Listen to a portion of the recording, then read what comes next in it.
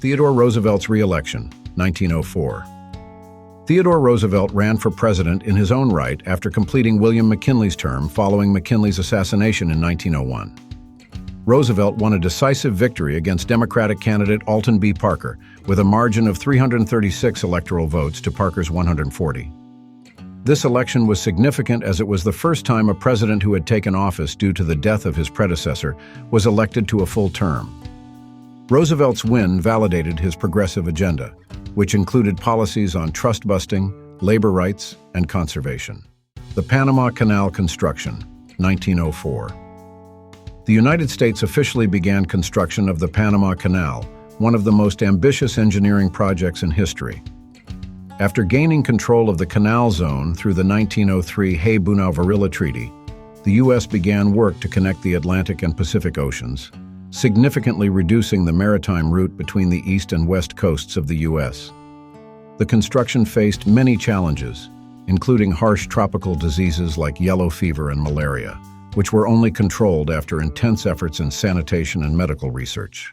Louisiana Purchase Exposition, St. Louis World's Fair, 1904.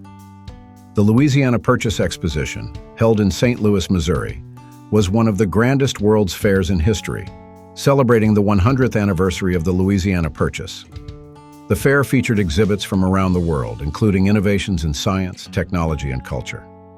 Some of the most memorable features were the debut of the ice cream cone and the introduction of many American cultural traditions. The fair also showcased America's growing industrial power and influence on the world stage. It ran from April 30 to December 1904, attracting millions of visitors. The U.S. acquires the Panama Canal Zone, 1904. Following the Hay-Bunau-Varilla Treaty of 1903, the United States formally took control of the Panama Canal Zone, a 10-mile-wide strip of land across the Isthmus of Panama. This acquisition allowed the U.S. to oversee and manage the construction of the Panama Canal, which would become a vital waterway for global trade. The U.S. gained rights to this zone after supporting Panama's independence from Colombia. The project was a major part of President Roosevelt's vision of expanding U.S. influence and improving global maritime commerce. Baltimore Fire, 1904. On February 7-8, 1904, a massive fire broke out in Baltimore, Maryland, and quickly spread due to high winds and the close proximity of wooden structures. The fire raged for over 30 hours, destroying more than 1,500 buildings and burning 140 acres of the city's downtown. Despite the extensive damage, only one person was reported killed. The fire exposed the lack of uniform fire equipment and procedures across the U.S., as fire crews from nearby cities were unable to connect their hoses to Baltimore's hydrants due to incompatible fittings. This led to future reforms in fire safety standards. Founding of the United States Forest Service, 1904. As part of President Theodore Roosevelt's broader conservation efforts, the United States Forest Service was established under the Department of Agriculture. Its creation marked a major step in the government's role in managing public lands and conserving natural resources. Roosevelt, a passionate conservationist, believed that the nation's forests and wilderness areas needed protection from exploitation. The Forest Service was tasked with overseeing millions of acres of federal forest land, promoting sustainable use and preventing deforestation, laying the groundwork for future environmental policies. The Wright brothers' first practical flights, 1904. In 1904, Orville and Wilbur Wright continued their work on developing powered flight, building on their 1903 success. They made significant improvements to their aircraft, the Wright Flyer II, and conducted numerous test flights near Dayton, Ohio. Unlike their 1903 flight, which lasted only 12 seconds, their 1904 flights lasted much longer, proving that controlled, sustained flight was possible.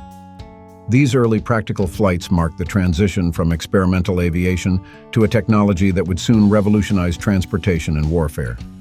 Their work in 1904 laid the foundation for modern aviation. Upton Sinclair begins writing The Jungle, 1904. Upton Sinclair began research and writing for his groundbreaking novel, The Jungle. While it wasn't published until 1906, Sinclair's work in 1904 involved extensive investigations into the harsh conditions faced by immigrant workers in Chicago's meatpacking industry. The novel exposed unsanitary practices and the exploitation of labor, particularly in the meatpacking plants. Although Sinclair intended to promote socialism, the book's impact led to public outcry over food safety, eventually resulting in the passage of the Pure Food and Drug Act and the Meat Inspection Act in 1906. Formation of the National Child Labor Committee, 1904. The National Child Labor Committee, NCLC, was established in 1904 to advocate for the protection of children in the workforce and to promote laws that would restrict child labor. At the time, children were often employed in dangerous and unhealthy conditions in factories, mines, and mills. The NCLC worked to gather data, raise public awareness, and push for reforms that would limit the exploitation of child labor.